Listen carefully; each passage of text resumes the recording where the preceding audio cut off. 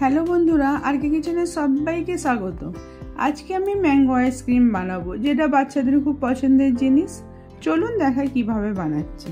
আমি এরকম সাইজের একটা মিষ্টি আম নিয়ে নিয়েছি। এটাকে আমি ছাড়িয়ে একটা পেস্ট বানিয়ে নিচ্ছি। তারপরে আমি 1 গ্লাস দুধ নিয়েছি।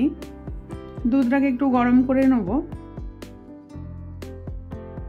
তারপরেতে চিনি দিয়ে দিচ্ছি 4 চামচ, দিয়ে একটু ভালো করে এটা মিক্স করে নিতে হবে। এটা গুঁড়ো দুধ 2 চামচ দিয়ে দুধের সঙ্গে গুলে নিচ্ছি। 1 চামচ কর্নফ্লাওয়ার জলে গুলে রেখে দিচ্ছি। তারপরেতে দুধটা ফুটে যাওয়ার পরেতে আমি গুঁড়ো দুধ গোলাটা দিয়ে দিলাম। ওটাও মিক্স করে নেব।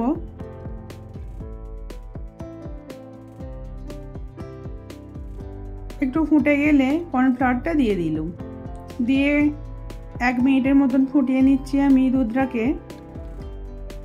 এটাকে আমি ঠান্ডা করে দিচ্ছি। আমের পেস্টটা দুধটা ঠান্ডা হয়ে যাওয়ার পরে দিতে হবে। এবার ব্লেন্ডারে করে আমি এটাকে ভালো করে মিক্স করে নিলাম। তারপরে একটা আইসক্রিমের মোড় নিয়েছি, ওইতে এবার আমি ভরে দিচ্ছি।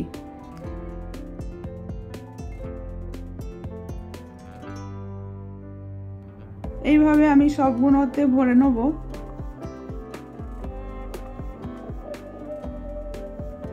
নিয়ে ভালো করে এটাকে ফ্রিজে ঢুকিয়ে রাখতে হবে 8-9 ঘন্টা।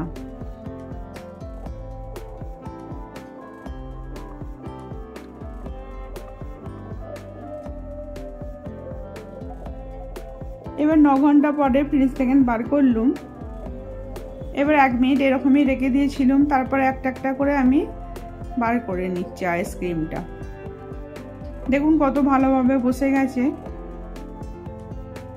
এবার আমি পেস্তা গুঁড়ো ওর উপরে একটু করে দিয়ে দিচ্ছি, আর গোলাপ ফুলের পাপড়ি দিয়ে দিলাম।